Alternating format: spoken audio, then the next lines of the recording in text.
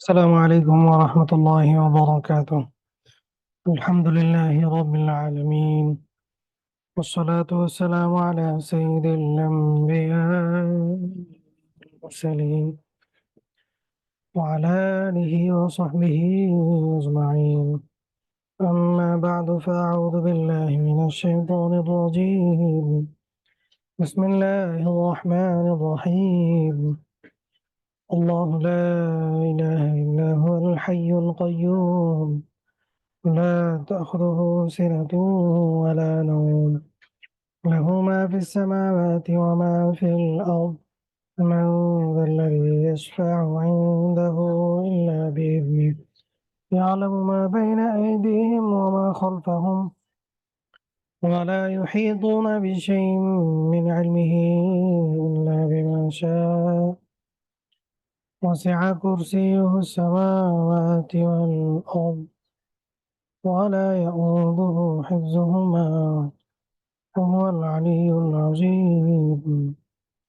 صدق الله العظيم.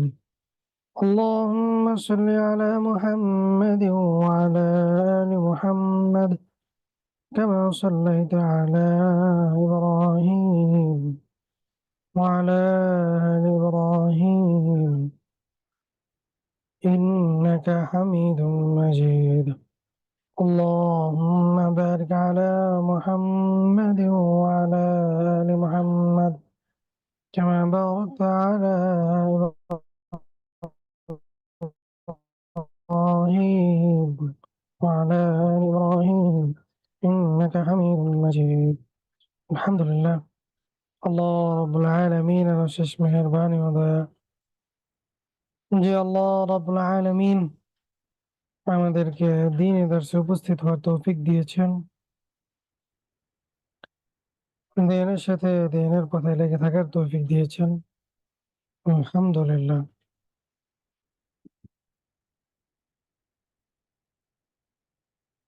আপনারা সবাই কেমন আলহামদুলিল্লাহ আছেন? পরিবারের সবাই কেমন আছেন? আলহামদুলিল্লাহ আলা কুল্লি হাল। উস্তাদ, আপনি কেমন আছেন? আপনার পরিবারের সবাই কেমন আছে? আলহামদুলিল্লাহ, আল্লাহ রাব্বুল আলামিন আমাদেরকে ভালো রেখেছেন।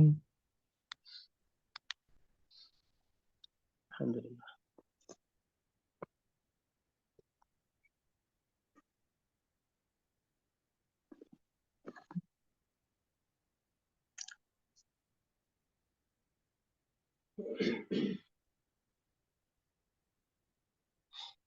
আচ্ছা, আজকে আমরা, যেহেতু আমাদের সামনে ঈদ, জি উস্তাদ। ঈদ সংক্রান্ত বিষয় আজকে আমরা জানবো ইনশাআল্লাহ। ইনশাআল্লাহ।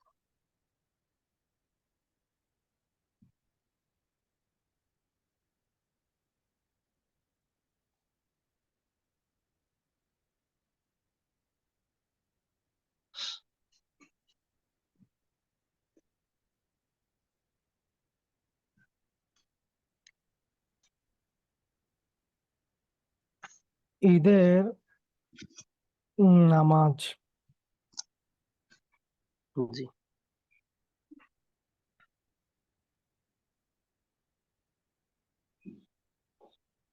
ঈদের নামাজ বছরে দুই একবার পড়ি আমরা, দুইবারই পড়ি।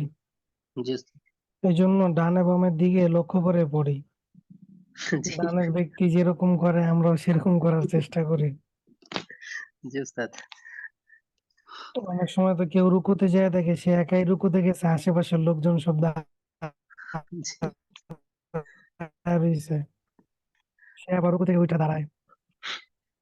এই হচ্ছে আমাদের হালাত। জি উস্তাদ। হাত কি ছেড়ে দিব না ধরেই রাখবো, এই জি বিষয় নিয়ে আর কি খুব ঝামেলা।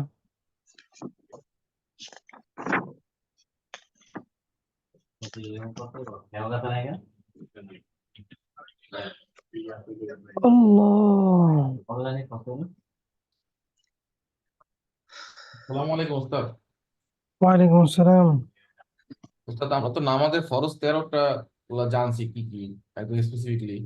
এখন ওয়াজিব কোনগুলো আর সুন্নত কোনগুলো একটু মানে একদম ধারাবাহিকভাবে বলে দিলে সুবিধা হয় আর কি বুঝতে। ঠিক আছে, আমি বলে দিব না ইনশাআল্লাহ। ঠিক আছে।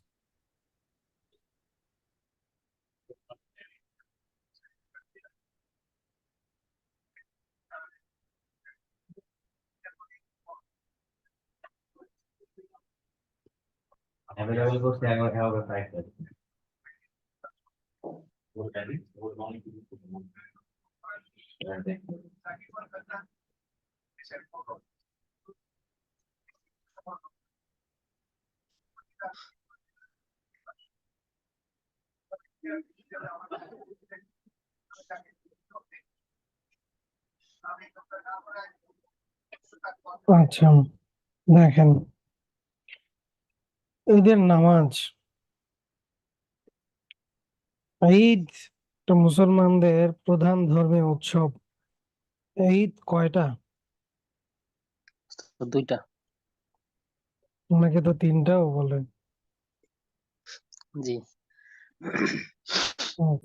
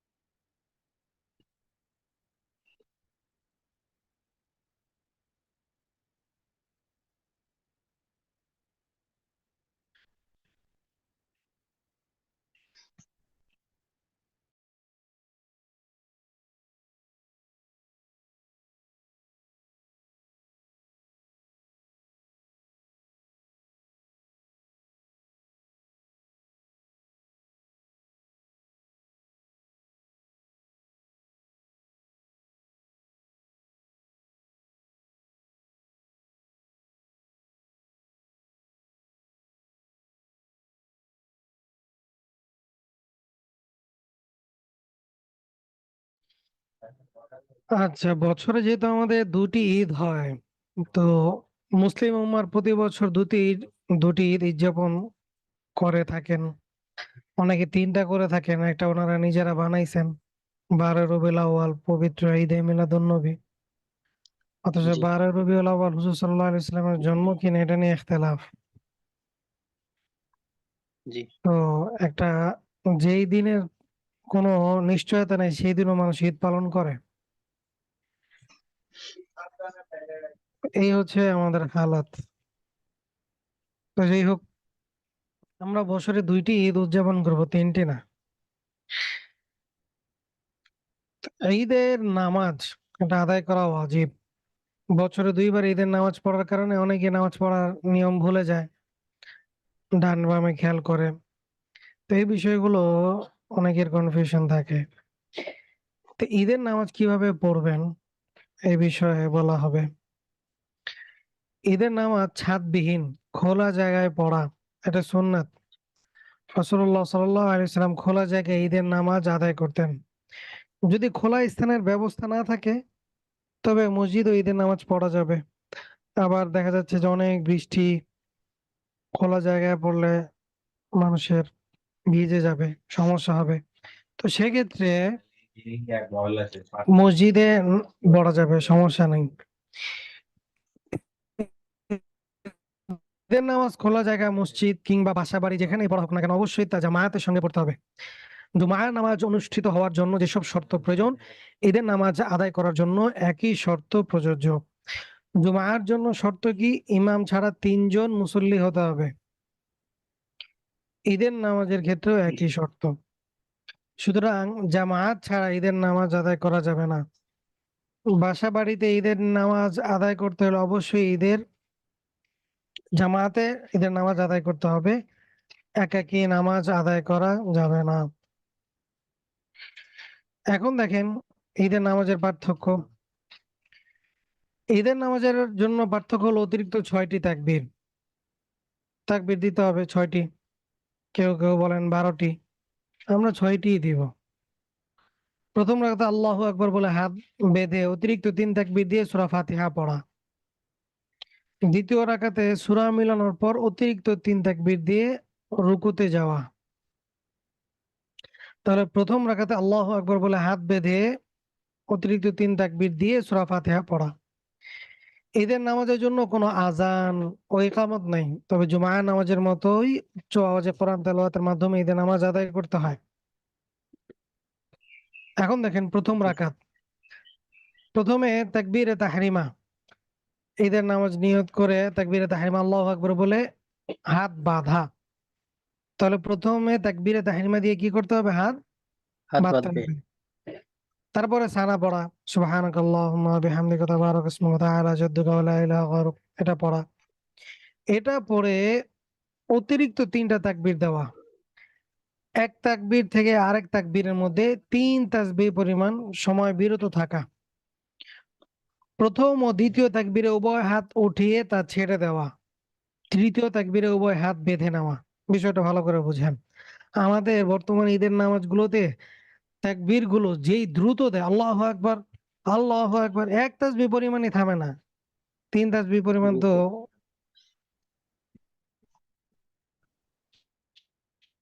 অনেক দূরের বিষয়।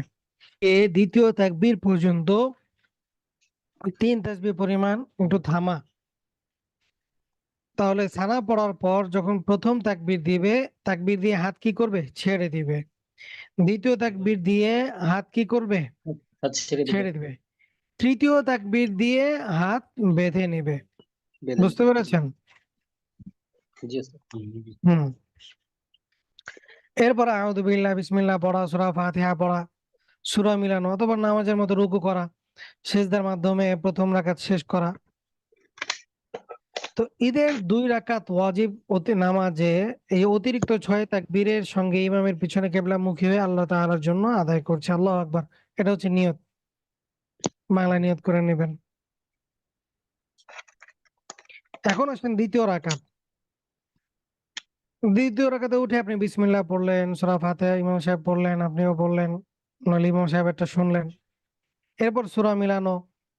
সূরা মিলানোর পর অতিরিক্ত 3 তাকবীর দেওয়া। প্রথম রাকাতের মতো 2 তাকবীর উভয় হাত কাঁধ বরাবর উঠিয়ে ছেড়ে দেওয়া। ছেড়ে দিবে। জি তৃতীয় তাকবীর দিয়ে হাত বাঁধা। তারপর রুকুর তাকবীর দিয়ে রুকুতে যাওয়া।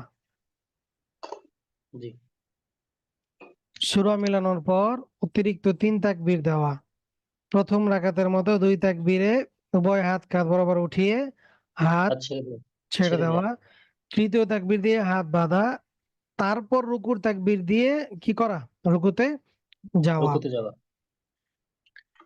এরপর সেজদা আদায় করে তাশাহুদ, দুরূদ, দোয়া মাসুরা পড়ে সালাম ফেরানোর মাধ্যমে নামাজ সম্পন্ন করা। এই হচ্ছে ঈদের নামাজের সিস্টেম। মনে রাখবেন, প্রথম 2 তাকবীর, 3 তাকবীরের মধ্যে প্রথম 2 তাকবীরে হাত ছেড়ে দিতে হবে। আর তৃতীয় তাকবীরে কি করতে হবে? হাত হাত বেঁধে ফেলতে হবে। বাঁধতে হবে। হ্যাঁ। ঈদের নামাজ পড়ার পর ইমাম খুতবা দিবে আর মুসল্লিরা খুতবা মনোযোগের সঙ্গে শুনবে। অতিরিক্ত তাকবীরের ক্ষেত্রে অন্যান্য মাযহাব সমূহে অনেকেই প্রথম রাকাতে তাকবীরে তাহরিমা সহ 7 তাকবীর আর দ্বিতীয় রাকাতে 5 তাকবীর দিয়ে থাকেন। আর ঈদের নামাজ আদায়ের জন্য ইমাম ছাড়া ন্যূনতম 3 জন মুসল্লি হতে হবে। পরিবার নিয়ে জামায়াতে ঈদের নামাজ সহ যেকোনো ওয়াক্তের নামাজ দাঁড়ানো যাবে। তবে ফিতনা থেকে মুক্ত থাকার আপ্রাণ চেষ্টা করতে হবে। তাহলে এখানে দেখেন কয়েকটি বিষয়। জুমার খুতবা ওয়াজিব, ঈদের খুতবা এটা সুন্নাত, কিন্তু শোনা কি? ওয়াজিব। ওয়াজিব। আমাদের সমাজে যেটা হয়, খুতবার সময় দান বাক্সগুলো ছেড়ে দেওয়া হয়। মানুষ বসে বসে সময় নষ্ট করবে, দরকার কি? কিছু টাকা পয়সা জি দান করুক। সময়টাও এটা কাজে লেগে একটা, যায়। হ্যাঁ, সময়ও কাজে লাগে, আবার টাকা পয়সাও আছে, বসে জি থাকতে হয় না। এটা নিয়ম না। অনেকে ঈদের নামাজ পড়ে দৌড় দেয়, খুতবা শোনে না। তো সে জি আসছে কেন ঈদের নামাজ পড়তে? আল্লাহই জানে। ঈদের নামাজে যেই পরিমাণ মুসল্লি হয়, ওইদিন ফজরে এই পরিমাণ মুসল্লি হয় না। 10 ভাগের 2-1 ভাগ হয় কিনা তাও সন্দেহ। জি স্যার। তো এই জন্য এই বিষয়গুলো খেয়াল রাখা। আচ্ছা, কোনো বিষয় বোঝেন নাই, কেউ এরকম আছেন?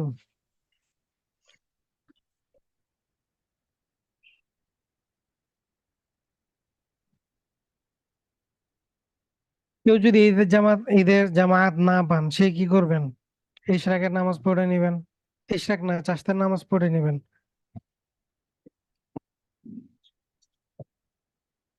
ঈদের নামাজ জামাত ছাড়া পড়ার অনুমতি নাই। জি, বুঝি নাই, কি বুঝেন নাই? আসসালামু আলাইকুম।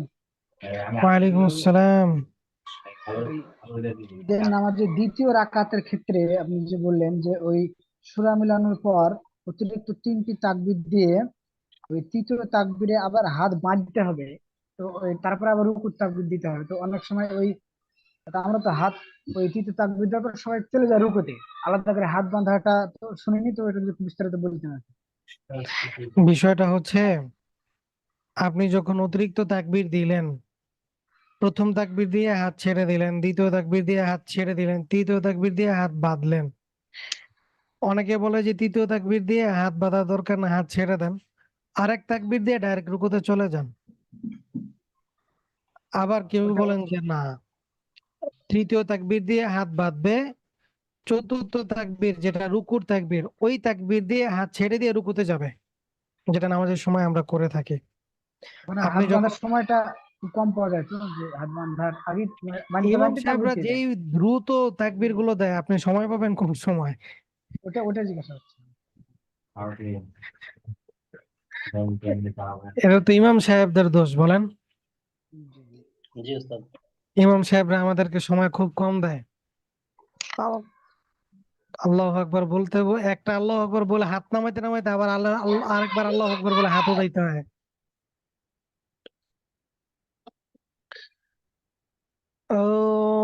দ্বিতীয় রাকাত, ও কোথায় গেল? দ্বিতীয় রাকাত পড়ার নিয়মটা যদি আবার বলতেন। আচ্ছা,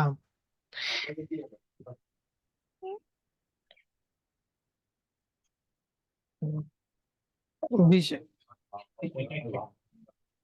হুম, বিষয়টা হচ্ছে দ্বিতীয় রাকাত বিসমিল্লাহ পড়া, দ্বিতীয় রাকাতে উঠে, এরপর সূরা ফাতিহা পড়া, এরপর সূরা মিলানো, এরপর সূরা মিলানোর পর অতিরিক্ত 3 তাকবীর দেওয়া, প্রথম রাকাতের মতো 2 তাকবীর উভয় হাত কাঁধ বরাবর উঠিয়ে ছেড়ে দেওয়া, অতঃপর তৃতীয় তাকবীর দিয়ে হাত বাঁধা, তারপর রুকু তাকবীর দিয়ে হাত ছেড়ে দিয়ে রুকুতে চলে যাওয়া। তাকবীরের 2 তাকবীরের মাঝে অবশ্যই গ্যাপ রাখা।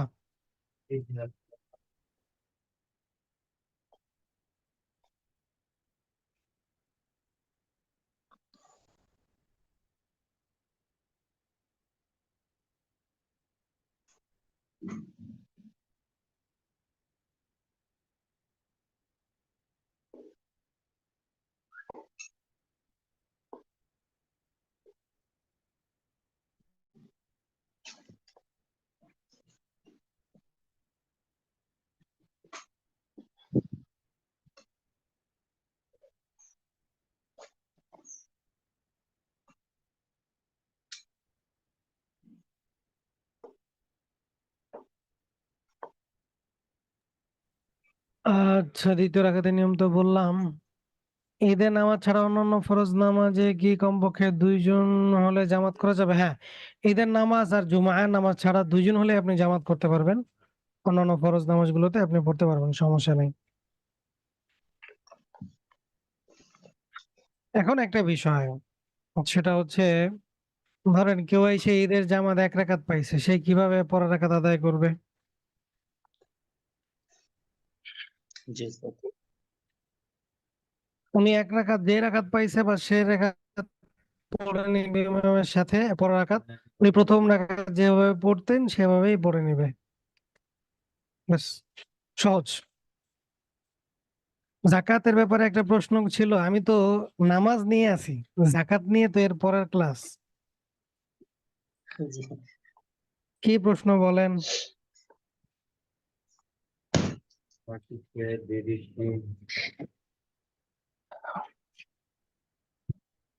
শাফি মাযহাবে প্রথমে দেয় 7 তাকবীর, পরে দেয় 5 তাকবীর, এই হলো 12 তাকবীর।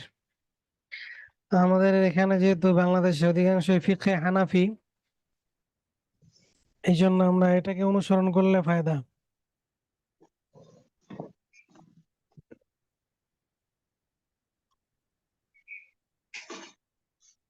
আচ্ছা, এই সংক্রান্ত আর মানে বিষয়টা হচ্ছে ওস্তাদ, পরি বছরে একবার, এত কিছু জানার তো দরকার নাই। জি উস্তাদ। আল্লাহ, প্রতিদিনের নামাজ নিয়ে সন্দেহে থাকে, আর তো বছরে 2 বার পড়ি, ওটা নিয়ে আর ঝামেলা নাই। ঈদের ও জুমা নামাজ ছাড়া অন্যান্য নামাজে জামাতের জন্য ইমাম সহ 2 জন, নাকি ইমাম ছাড়া 2 জন? ইমাম সহ 2 জন হলেই হবে ভাই, 2 জন হলেই আপনি জামাত পড়তে পারবেন। ইমাম সহ 2 জন হলেই হবে। ঈদের জামাত 1 রাকাত না পেলে পরবর্তী 1 রাকাতে অতিরিক্ত 3 তাকবীর দিতে হবে। হ্যাঁ, দিতে হবে।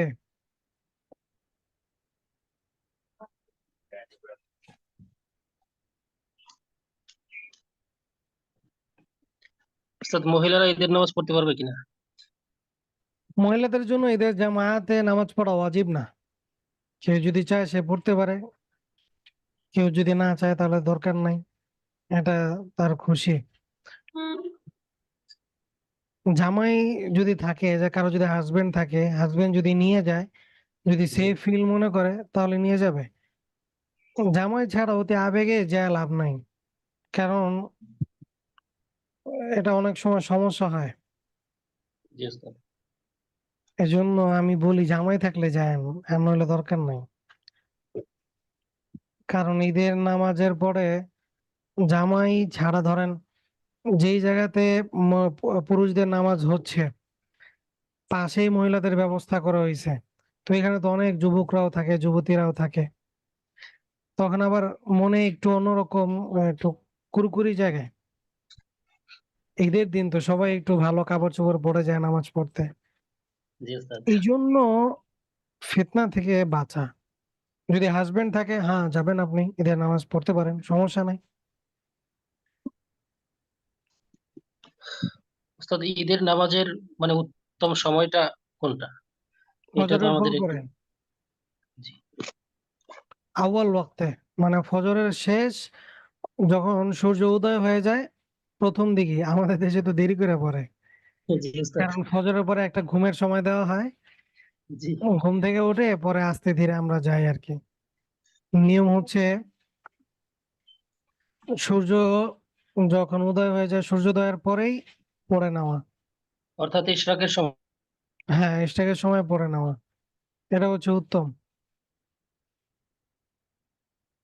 সালাম আলাইকুম। ওয়ালাইকুম আসসালাম রহমতুল্লাহ। আহ, উস্তাদ, আমার মার হচ্ছে যে এবার রোজার আগ দিয়ে ক্যান্সার ধরা পড়ে, তো তো সে এবার রোজা রাখতে পারতেছে না। তো এই ইয়াতে আমরা হচ্ছে গিয়ে মানে ইসলামিক ফাউন্ডেশন তো আসলে জাকাত বা ফিতরা এখনো দেয়নি এই রমজানে। মানে আমরা আগেরটা ধরে ফিতরার টাকাটা দিয়ে দিচ্ছি। আহ মা মাঝে মাঝে নামাজে করতে পারে না, মা তুমি দোয়া করবেন। মানে এইভাবে দিলে কি হবে রোজা ইয়াটা? এখন এখানে বিষয়টা হচ্ছে যে রোজার যে ফিদিয়া, সেটা বর্তমানে আপনি ইসলামী ফাউন্ডেশনের জন্য বসে না থেকে আপনি এটা খোঁজ খবর নেন। ইসলামী ফাউন্ডেশন থেকে একটা নির্ধারণ করে দিয়েছে না, যে গত বছরের যে এই পরিমাণ গম বা এই পরিমাণ ৭০ টাকা বা এই পরিমাণ আটার টাকা, এই টাকা, এই পরিমাণ টাকা আপনি দিয়ে দিবেন। তো বর্তমানে আপনি বাজার মূল্য ক্রয় করেন যে এই পরিমাণ গমের টাকা বা ৭০ টাকা কত, ওই পরিমাণ দিয়ে দেন তাহলেই হবে। এখন বিষয় হচ্ছে, যিনি রোজা রাখতে পারছেন না উনি প্রতিদিন প্রতিদিন একটা দিয়ে দিলেন। কিন্তু যদি ওনার সুস্থ হওয়ার সংখ্যা থাকে, যদি কখনো সুস্থ হন, আমরা দোয়া করি আল্লাহ তাআলা যেন সুস্থতা নিয়ামত দান করেন, তাহলে এগুলো কাজা আদায় করে নিতে হবে। দোয়া করবেন। বুঝতে পেরেছেন? জি। হুম। ঈদের নামাজে মাসবুক হলে করণীয় কি বললাম তো, মাসবুক হলে বাকিটা পড়ে নেবেন একা একা। গত বছরের জাকাত এই বছর কত দিনের মধ্যে দিতে হবে? আচ্ছা, এখানে জাকাতের একটা সূক্ষ্ম বিষয় মনে রাখেন। অনেকেই বাংলা বা ইংরেজি মাস হিসাব করে জাকাত দেন, এটা ঠিক না। জাকাত দিবেন হচ্ছে আরবি মাস হিসেব করে। কেন? কারণ কেউ যদি এই ইংরেজি মাস অথবা বাংলা মাস হিসেব করে জাকাত দেন, তো দেখা যাবে ৩৬ বছর পর ১ বছরের জাকাত তার মিস হয়ে গেছে। আরবি মাস কম, ১১ দিন না ১২ দিন কম। তো এইজন্য এই বিষয়টা খেয়াল রাখা। আপনি রমাদান টু রমাদান টার্গেট রাখেন। ধরেন ১ থেকে ১০ অথবা ১০ থেকে ২০, বাস এর মধ্যে আপনি জাকাত দিয়ে দিলেন।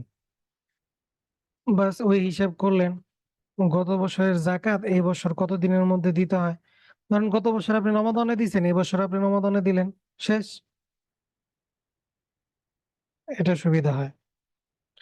ফরজ নামাজ মসজিদে একা পড়লে তাকবীর গুলো জোরে জোরে বলতে হবে। আপনি যদি মাগরিব, এশা, ফজর পড়েন তাহলে দিবেন, সমস্যা নেই। আমি আর আমার বিবি মিলে ২ জন ঘরে জামাত করা যাবে? এটা কখন ফরজ নামাজ আপনি জামাত করতে পারবেন, আপনি আপনার বিবি, এটা কখন? ধরেন জামাত ত্যাগ করার যতগুলো বিধি বিধান আছে, ধরেন যেই যেই কারণগুলোতে আপনি জামাতে নামাজ পড়তে পারবেন না বা আপনার জন্য ছাড় আছে, ওই কারণগুলো যদি পাওয়া যায় তখন আপনি আপনার বিবি মিলে জামাতে নামাজ পড়ে নিবেন, সমস্যা নাই। তবে সেক্ষেত্রে একটি নিয়ম মনে রাখবেন, পুরুষ মহিলা পাশাপাশি দাঁড়াবে না, তাহলে নামাজ হবে না, ফাসাদ হয়ে যাবে। স্বামী পিছনে, ঠিক বরাবর পিছনে স্ত্রী দাঁড়াবে, পাশে না। এই জন্য এটা খেয়াল রাখবেন, পাশে দাঁড়ানো যাবে না, পিছনে দাঁড়াতে হবে। আর এটা আপনি তখনই স্বামী স্ত্রী মিলে জামাত করতে পারবেন যখন যেই যেই কারণগুলোতে আপনি জামাতে শরীক হইতে পারতেছেন না, ইসলাম আপনাকে ছাড় দিয়েছে, তখন আপনি মসজিদে জামাত চলতেছে, আপনি ঘরে বিবি নিয়ে নামাজ পড়লেন, এত সুখ ভালো না। আল্লাহ! ঈদ ও জুমার নামাজের জামাতে ন্যূনতম কতজন মুসল্লি হতে হবে? ঈদ ও জুমার নামাজে ইমাম সাহেব ছাড়া ৩ জন হতে হবে।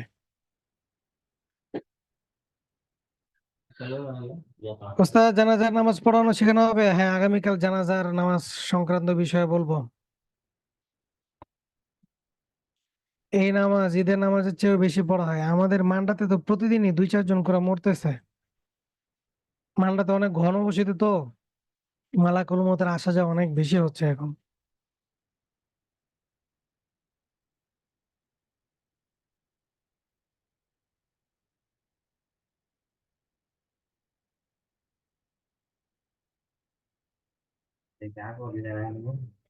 আচ্ছা, আর কারো কোনো বিষয় জানার?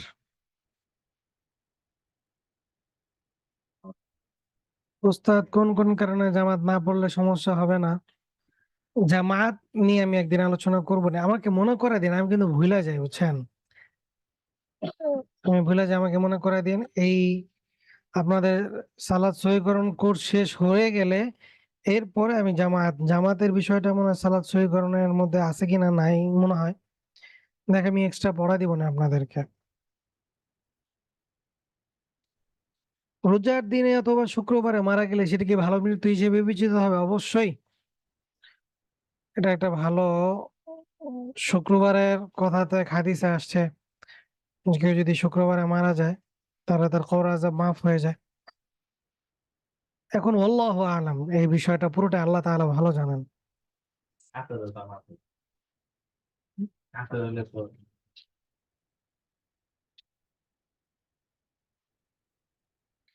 এখন বিষয়টা হচ্ছে শুক্রবারে কেন, ধরেন লাইলাতুল কদরের রাইতেই মারা গেছে একজন সেকুলার, সে তো মনে করেন যে আহ, তারা তো জান্নাত দিব তো দূরের কথা, কারণ তার তো ইমানই নেই। একটা জিনিস মনে রাখেন, আপনারা আকীদা নিয়ে তো পড়ছেন, সেকুলার, এই সেকুলারিজম এটা কিন্তু আলাদা একটা ধর্ম, বুঝছেন? জি উস্তাদ। যারা সেকুলারিজমে বিশ্বাসী এরা মুসলমান না, সব ধর্মই সঠিক। আচ্ছা, আলোচনা তো অন্যদিকে চলে যেতেছে। জি। এই সমস্ত বিশ্বাস করা ঠিক না।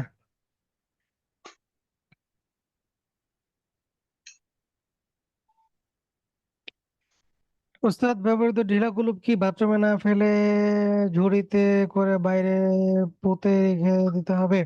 আপনি বর্তমানে ঢাকা শহরের কথা যদি বলেন এক হিসাব, গ্রামের কথা বলেন আরেক হিসাব। কিছু কিছু জায়গা আছে, ধরেন সেফটি ট্যাঙ্কি যেখানে ব্যবহার হয়, তো সেই জায়গাগুলোতে ওই টিস্যু কি করে এই আপনার ঝুড়ির মধ্যে রেখে দেয়। কেন? যেন তো সেফটি ট্যাঙ্কিটা সেফ থাকে। কারণ অনেক সময় দেখা যায় সেফটি ট্যাঙ্কিতে টিস্যু গুলো পড়তে পড়তে পড়তে পড়তে পরে পানি এটা চুষে নেওয়া কঠিন হয়ে যায়। তো এই জন্য যারা যে সমস্ত বাসা বাড়িতে সেফটি ট্যাঙ্কি ব্যবহার হয়, তারা ওই সমস্ত বাড়িওয়ালা বলে থাকেন যে ঝুড়িতে ফেলে বাস ওটা আপনি বাইরে ফেলে দিলেন। আর যদি আমাদের মতো আশেপাশে খাল থাকে, তাহলে তো আপনি কমরে ফেলে দিতে পারলেন, সমস্যা নাই। অটো সিস্টেম ওস্তাদ। হ্যাঁ হ্যাঁ, অটো।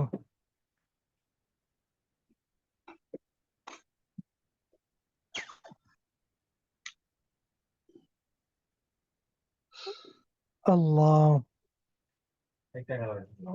আচ্ছা, হঠাৎ করে একটা জিনিস মনে পড়ছে আপনাদেরকে বলি। অনেকেই তো রমজানে মেসওয়াক করেন।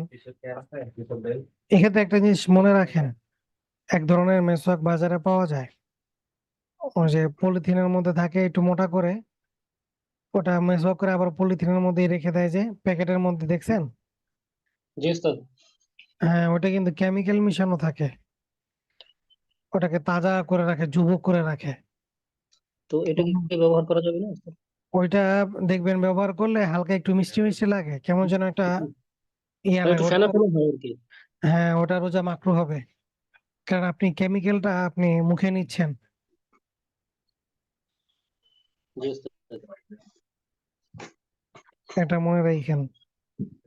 খোলা যে ব্যাপার, কিন্তু আমাদেরকে আপনার জাইতুনের যে পাওয়া যায় না, খোলা বিক্রি করে যে, ওইগুলো জি ব্যবহার করবেন। ওই প্যাকেটের যেগুলো থাকে ওগুলো আবার ভিজা না শুকায়, মানে এমনি বের করলে আবার ওইটা নষ্ট হয়ে যায়, কেমন যেন একটা গন্ধও আসে। জি ওস্তাদ। হ্যাঁ, ওইটা ব্যবহার না করা রোজা রেখে মাকরু হয়।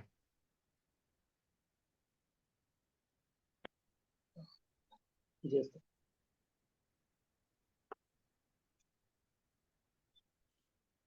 রোজা নিয়ে তো আপনারা পড়ছেনই, তারপর হঠাৎ মনে হলো বলে দিলাম। জি জাযাকুমুল্লাহ। ওইটা পিলু গাছের মেসওয়াক। পিলু গাছ না কোন গাছ সেটা বলতে পারি না, বাকি ওটাতে কেমিক্যাল মিশানো থাকে, এটা আমি শিওর। এটা যেই গাছেরই হোক। এটা সিওয়াক উহুদ নাকি যেন একটা নাম। অনেক নাম দিয়ে বেছে এক এক। জি ওস্তাদ। টুথপেস্ট দিয়ে ব্রাশ করলে কি রোজা ভেঙে যাবে? আপনি তো স্বাদ নিচ্ছেন না, ওটা তো রোজা মাকরু হয়ে যাচ্ছে। যদি গলার ভিতরে একটুও যায় আপনার রোজা তো ভেঙে যাবে অটো।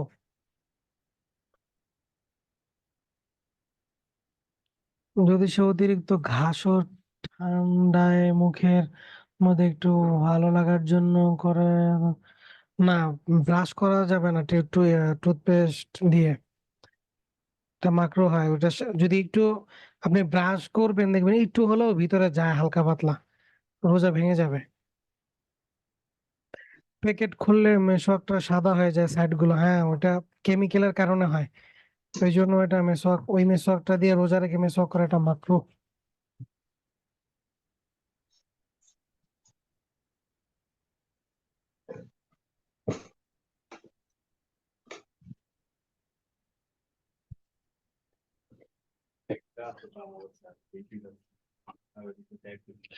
সবাই তারাবি পড়ছেন তো না? জি ওস্তাদ। এই রমাদান মাস এমন একটা মাস যেখানে তাহাজ্জুদ পড়া খুব সহজ। জি অভ্যাস করে নেন, এই অভ্যাসটা থেকে যাবে ইনশাআল্লাহ। অভ্যাসটা করলে অনেক ভালো। অনেক সময় দেখা যায় যে অভ্যাস আমাদের হয়ে গেলে সারা বছর এই আমলটা থেকে যায়। জি আর ওস্তাদ। সব থেকে বড় বিষয় হচ্ছে, তাহাজ্জুদ পড়া আমাদের জন্য খুব সহজ হইতো যদি ফজরের নামাজটা আবার ওয়াক্তে মসজিদ গুলোতে এখন যেভাবে পড়া হয় এভাবে পড়া হইতো। জি তাহলে আমাদের জন্য তাহাজ্জুদে নামাজ পড়া এটা সহজ হইতো। জি ওস্তাদ। কিন্তু রমাদান শেষ হয়ে গেলেই ধরেন আবার শেষ ওয়াক্তে পড়তে হয়। এই জন্য তাহাজ্জুদ পড়ে আবার এত লম্বা সময় জেগে থাকে এটা অনেক সময় অনেকের জন্য কঠিন হয়ে যায়। এই আর কি। জি।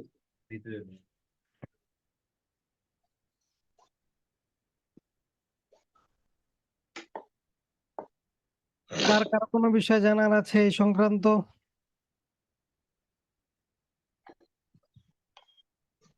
ওস্তাদ একটা একটা জটিল বিষয়, এটা একটু অল্পের মধ্যে বলে দিবেন। সেটা হচ্ছে আহ, অনেকেই বলে যে ঈদের দিন যদি জুমা হয়, তাহলে ঈদের নামাজ পড়লে হবে, জুমার নামাজ পড়তে হবে না। যে বলে সে হয় পাগল, না হয় অন্য কিছু। জুমার নামাজ তো পড়তেই হবে।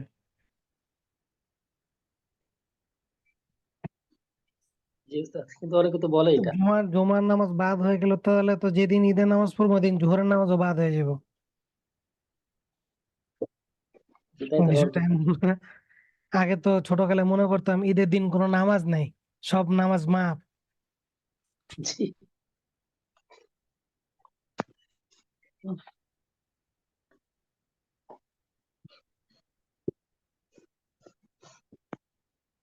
খতম তারাবি পড়ছি কিন্তু মনে হয় এরা কোরআনকে খতম করে দিচ্ছে, এত স্পিড। আচ্ছা। আল্লাহ। নামাজের তো অবস্থা যদি এমন হয় যে কোনো ফরজ বাদ পড়ে গেছে বা জরুরি প্রয়োজনে নামাজ ছাড়া লাগবে, এটা কি আদব না? কিছু কারণ আছে যে কারণগুলোতে আপনি নামাজ ছাড়তে পারবেন, ওই যে জামায়াতের সময় আমি বলে দিব না, জামাত প্রসঙ্গে যেদিন আলোচনা করব। ওস্তাদ প্রথম রাকাত আবার সংক্ষেপে বললে ভালো। প্রথম রাকাতে আপনি তাকবীরে তাহরিমা বাঁধবেন, তারপর সানা পড়বেন, তারপর 3টা অতিরিক্ত তাকবীর দিবেন, প্রথম দুই তাকবীরে হাত ছেড়ে দিবেন, তৃতীয় তাকবীরে হাত বাঁধবেন, এরপরে আউযু বিল্লাহ বিসমিল্লাহ পরে সূরা ফাতিহা পড়বেন, অন্য সূরা মিলাবেন, রুকু সিজদা করবেন, শেষ। জয়তুনের মেসওয়াক তো স্বাদ পাওয়া যায়, কোনো সমস্যা হবে না। জয়তুনের যেটা ওটা তো আপনার গাছের একটা ডাল, ডালের একটা গ্রাম থাকবে, ওটা তো আলাদা হিসাব। কিন্তু ওই মেসওয়াকটাতে আলাদা করে কেমিক্যাল দেওয়া থাকে। ফজর নামাজের উত্তম সময় কখন? ফিকহে হানাফিতে বলছে যে শেষ সময়, আর অন্যান্য মাযহাবে বলছে আউয়াল ওয়াক্তে। উস্তাদ মসজিদে তারাবি অনেক দ্রুত পড়া হয়, সবাই বুঝতে পারি না, অনেক সময় মনোযোগ হারিয়ে ফেলে। এভাবে তারাবি পড়লে কোরআন খতম সব পাবো? বিষয় হচ্ছে এত দ্রুত যদি কেউ পড়ে যে অর্থের বিকৃতি হয়, তাহলে তো যে হাফেজ সাহেব পড়তেছে এর উপরও ঠাড়া গজব, আর কমিটির উপরে আরো বেশি ঠাড়া গজব, কারণ এরা এত স্পিডে পড়তেছে কমিটির স্পিডের কারণে। আপনি খোঁজ খবর নিয়ে দেখেন, ওই মসজিদের কমিটি এরাই প্রেসার দিছে যেন স্পিডে পড়া হয়।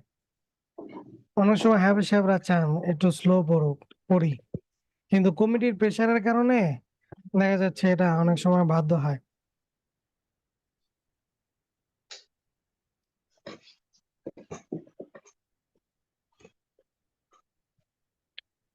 লাস্ট 2-1 বছর আগে মনে হয় কোরবানি ঈদের দিন জুমা ছিল, তো ওই বছর কি জুমা নামাজ পড়েন নাই?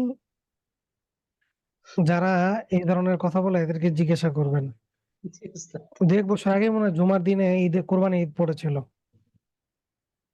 জি ছিল ওস্তাদ, মানে ওই বছরই এই বিষয়টা সামনে আসছে আর কি।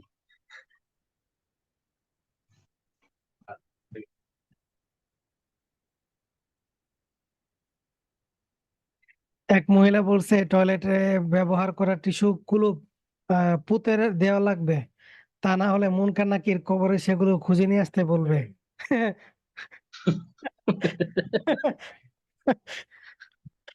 আজীব আজীব বিষয় আপনাদের কাছ থেকে শোনা যায়। আল্লাহ। মুনকার নাকিরের খায়া কাম নাই না, আপনার পেশাবের এই টিস্যুটারে খুঁজে নিয়ে আসতে বলবে। ওই মহিলারা জি বললেন ওস্তাদ। যে আপনি যে পূজা রাখতেছেন, মুনকার নাকির তো এই মাটির তলেতে আসবে, আপনি তো মুনকার নাকিরের আরো সামনে নিয়ে দিতেছেন। আল্লাহ, এই গ্রামের মহিলাদের অনেকগুলো ভ্রান্ত আকীদায় বিশ্বাস আছে বুঝছেন। জি ওস্তাদ। আসলে দিন থেকে এরা অনেক দূরে তো। এই জন্য এই সমস্যাগুলো হয় আর কি।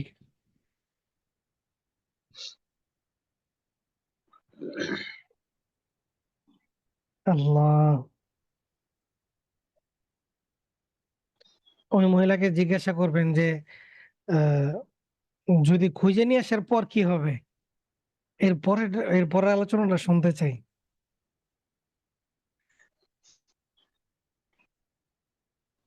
দেখেন কি বলে। 1 ঘন্টায় তারাবি শেষ করে, 1 ঘন্টায় কেমনে শেষ হয়? কিছু আয়াত বোঝাও যায় না, হযবরল অবস্থা। এই বিষয়টা হচ্ছে এলাকার মসজিদে, আপনি যে মসজিদে তারাবি পড়েন, কিছু গণ্যমান্য ব্যক্তিদেরকে যারা স্লো পড়তে চায়, কোরআন বুঝে পড়তে চায়, অথবা একটু শুনতে মন চায়, যাদের ধৈর্য আছে, এদেরকে নিয়ে কমিটিকে বলবেন যে হাফেজ সাহেবরা যেন স্লো পড়ে, বলতে পারেন।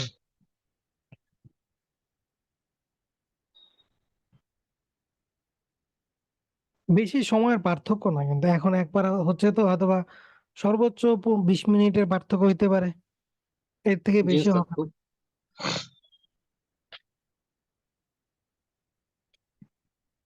আল্লাহ,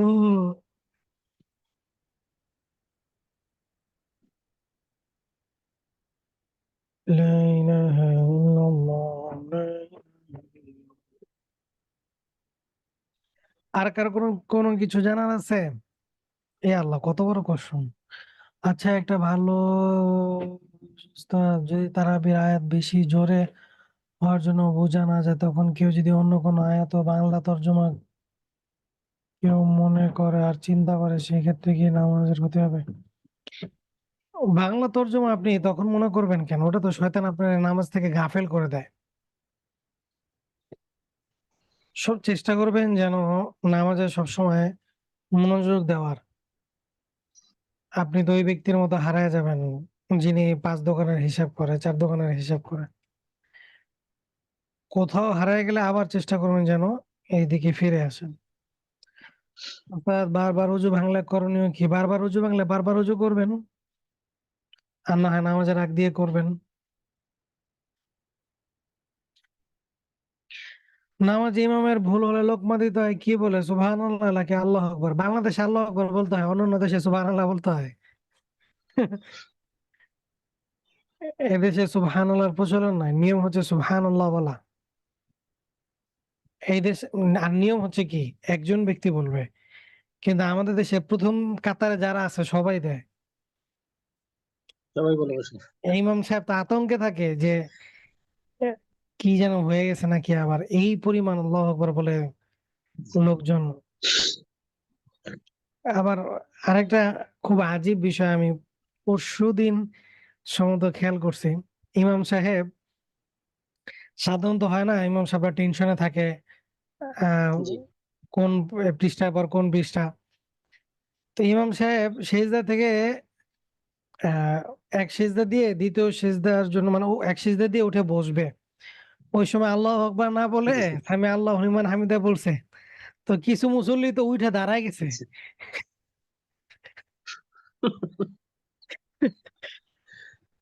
আল্লাহ, এই হচ্ছে আমাদের অবস্থা। অনেকে দেখবেন ওই যে স্বাভাবিকভাবে রমাদানে এটা হয়,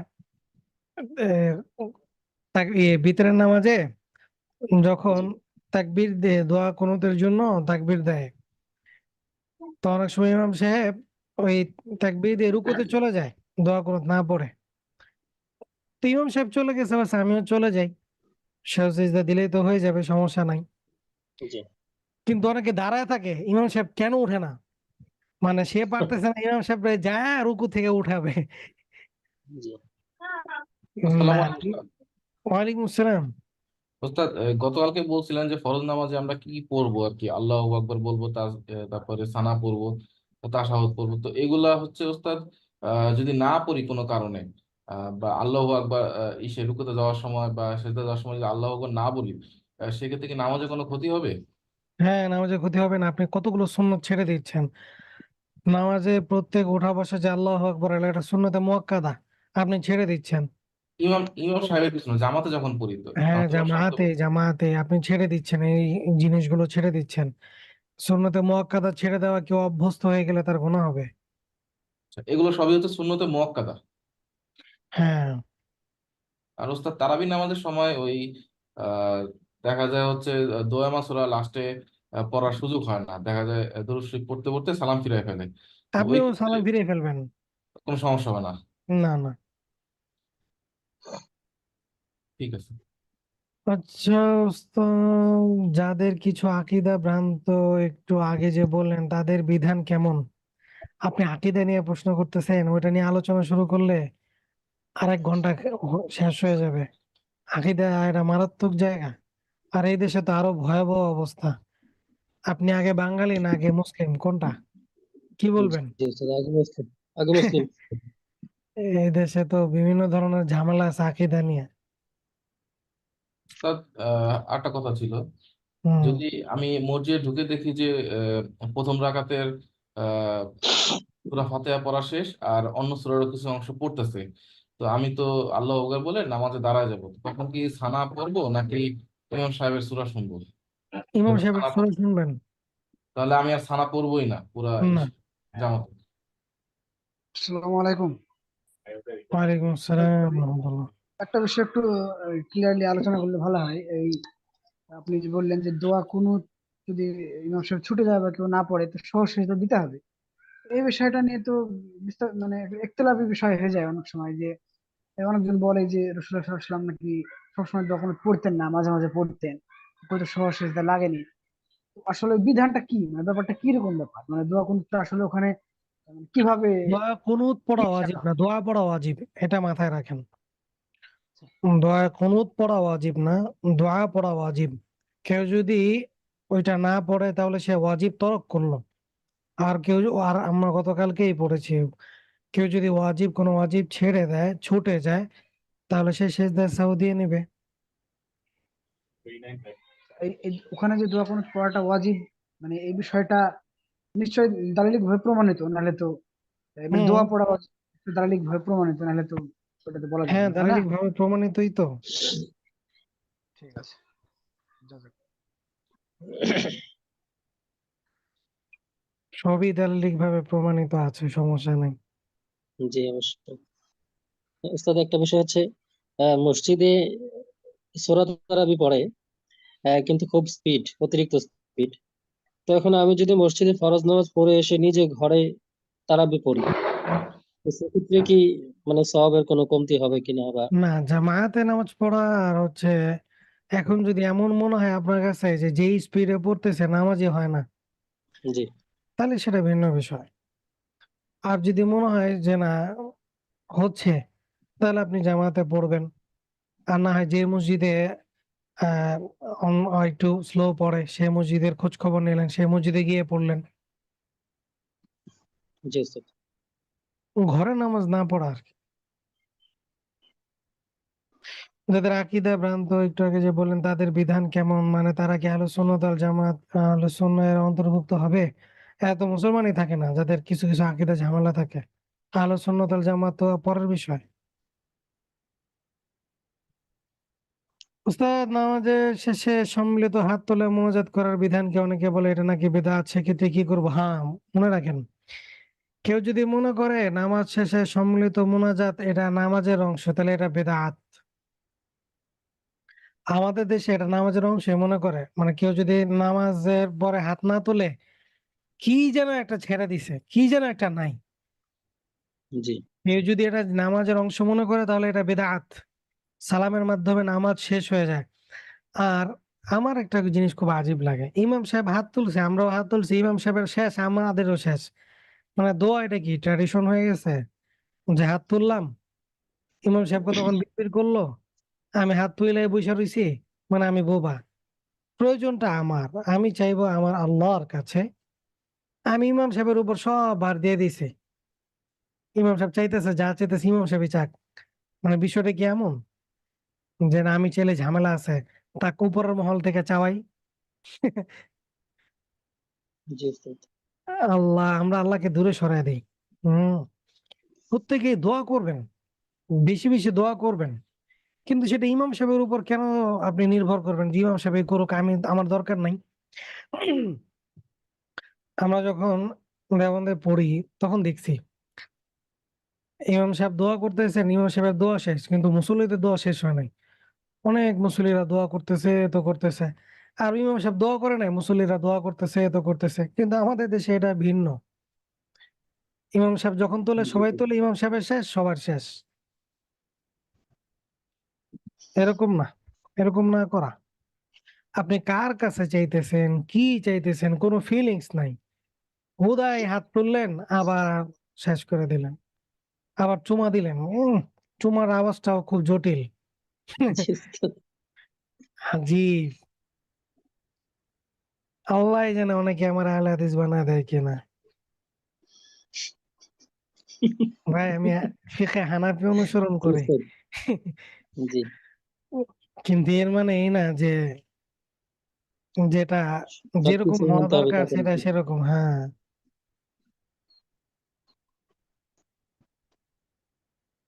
আমরা হিন্দু বা মুসলমান যেমন সত্য, তার চেয়ে বেশি সত্য আমরা বাঙালি। হ্যাঁ, এটাই তো শিরকে আকীদা, তো এটাই।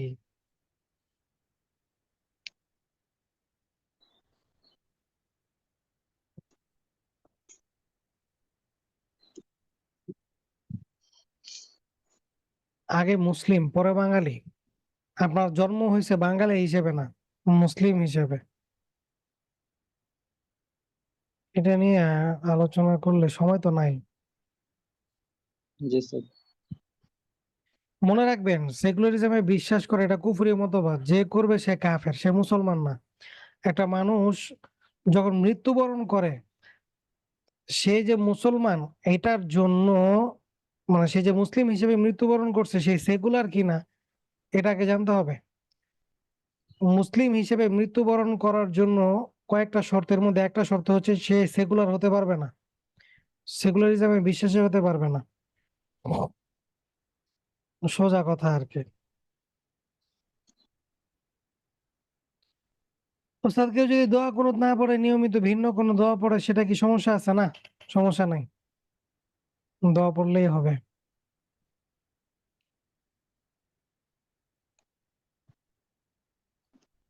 আল্লাহুম্মা আমিন না বলে নিজে আলাদাভাবে দোয়া করা যাবে? হ্যাঁ, আপনি আলাদাভাবে দোয়া করবেন। আরে ভাই, আমি আমি আমার আল্লাহর কাছে চাইতেছি, ইমাম সাহেবের উপর কেন আমি ইমাম সাহেব বললাম আমি আল্লাহুম্মা আমিন বলবো কেন?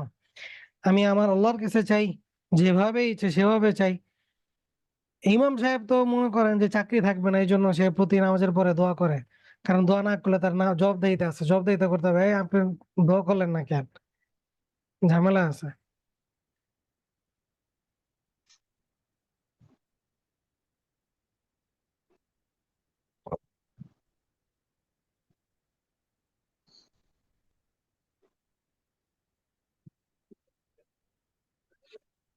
আচ্ছা ওস্তাদ, জামায়াতে 4 রাকাতের নামাজের সময় না, জামায়াতে 4 রাকাতের সময় 2 রাকাতের সময় যদি আপনি তাশাহুদ বরাবর কিছু অংশ পড়ে ফেলেন, যদি আপনি জামায়াতে নামাজ পড়েন, তো সেক্ষেত্রে কোনো সমস্যা নাই।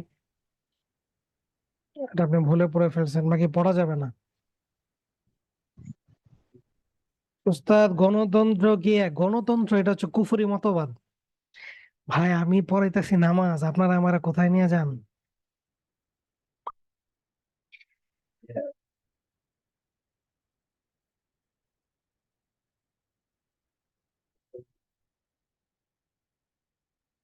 ঠিক আছে। সুবহানাল্লাহি ওয়া বিহামদিহি, সুবহানাকাল্লাহুম্মা ওয়া বিহামদিক, আশহাদু আল্লা ইলাহা ইল্লা আনতা, আস্তাগফিরুকা ওয়া আতুবু ইলাইক। আসসালামু আলাইকুম ওয়া আসসালামু রাহমাতুল্লাহ। আলাইকুম। ওয়ালাইকুম আসসালাম।